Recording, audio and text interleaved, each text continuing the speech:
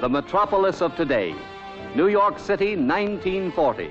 A blend of buildings and streets in familiar colors, familiar patterns, familiar forms.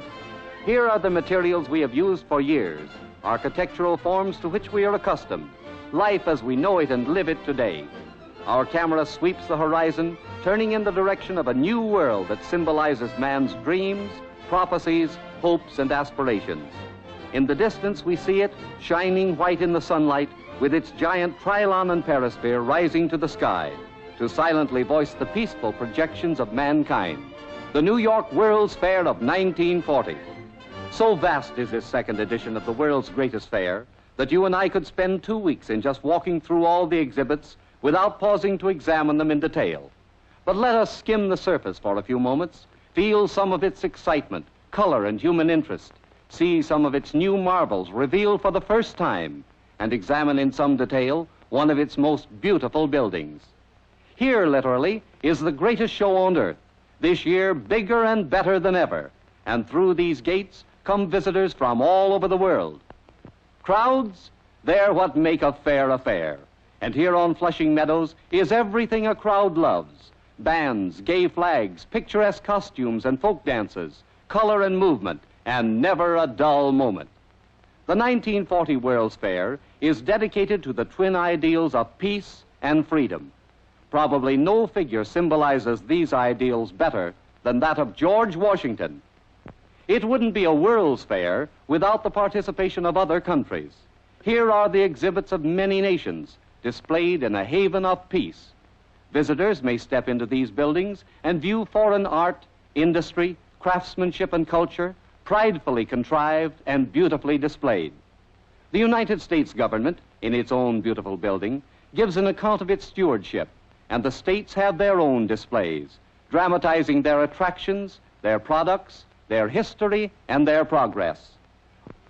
On every side is the beautiful and the strange, man-made waterfalls designed as an integral part of buildings, thundering in an incredible cascade, fountains leaping and dancing in the sun, flowers and lovely landscaping, unsuspected angles and vistas, a paradise for the camera fan. There's so much to see and wonder at, now and then we simply have to stop for rest and refreshment. Ah, that's an idea. Even in the midst of all these wonders, Mrs. Elmer and the children must have their ice cream cones. For the real key to what the future holds for us, look to the exhibits of industry and trade. For here are the forms and patterns of the new day, the fascinating new materials that are being introduced, the advances in technology, the things that will affect the way we dress, eat, work, play, travel, and live. Here are the advances in metals and plastics, the drama of progress in electricity, gas, oil, rubber, glass, the new materials for the building of homes, the new in-home furnishings and housekeeping, the improvements in communication and transportation, the authentic forecasts of life as we will come to know it.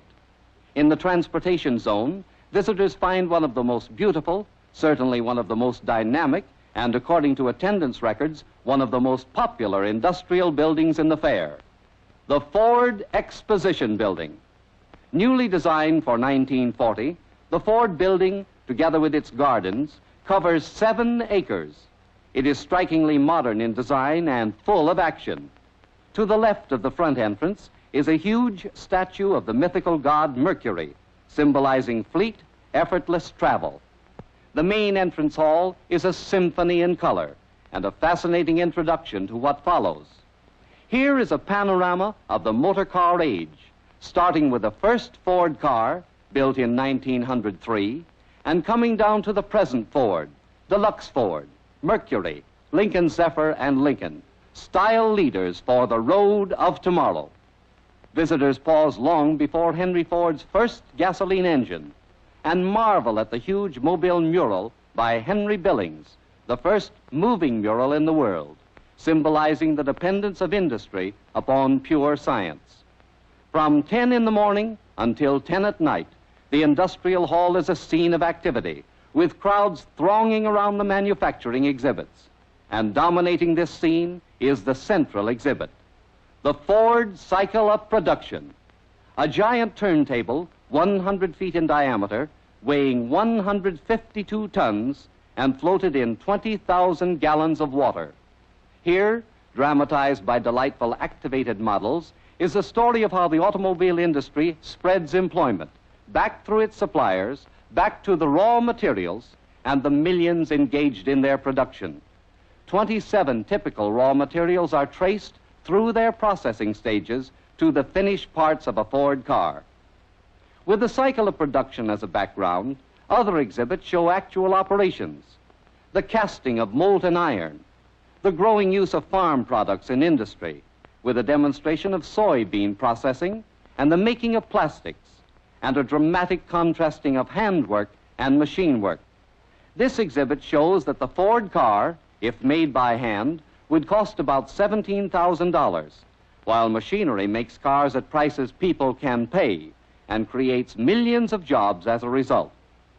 These are just a few of the highlights in this fascinating industrial hall. Directly off this hall is the new Ford Theater, where seated in cushioned, air-conditioned comfort, visitors witness a veritable three-star production. A ballet fantasy called 1,000 Times Nay, in which a talking horse takes the feature comedy role. A gala style show that combines the latest in fashions with the newest in motor car designs. And a full-length Technicolor motion picture titled Symphony in F, wherein the figures of the cycle of production come to life and tell an interesting tale. From the industrial hall, visitors stream into the garden court and onto the loading platform for a thrilling ride on the road of tomorrow, a dream highway of the future built as a part of the Ford Exposition Building. In brightly colored Ford, Mercury, and Lincoln Zephyr cars, visitors are driven around this road of the future for more than half a mile. Up the spiral ramp, showing how traffic can be lifted to the express level without wasting space, around and through the building itself. The Ford building is on the highest point of land in the fairgrounds, and the view of the fair from the road is one of the best. No cross traffic, complete separation of opposing streams of traffic, the road of tomorrow. In the landscape garden court, visitors are invited to rest and relax and listen to the music of the New World Ensemble under the direction of the famous composer Freddie Groffet. Using the latest type of electronic instruments, Mr. Groffet creates novel and interesting musical effects. Throughout every foot of this colorful, dramatic, and beautiful 1940 New York World's Fair, we find inspiration for new ideas and the grounds for renewed faith in the future. Inspiration and faith that are truly needed by every individual today. And it wouldn't be a World's Fair without an amusement section. On the Great White Way, there's fun for young and old. Here are new ways to enjoy yourself, new 1940 thrills and excitements. Here's a parachute jump, not for daredevils, but for all of us to try. Music, games, excitement. Some walk and some ride. Everybody buys souvenirs, and everybody eats, whether it's a packaged lunch or a full meal in one of the many restaurants. And when the day gives way to night, the pageant of beauty starts all over again in a different way. For the march of science has brought new brilliance in lighting, new panoramas of color to delight the eye. And then, of course, the fireworks, beauty, action, color, drama, the greatest show on earth, the 1940 World's Fair.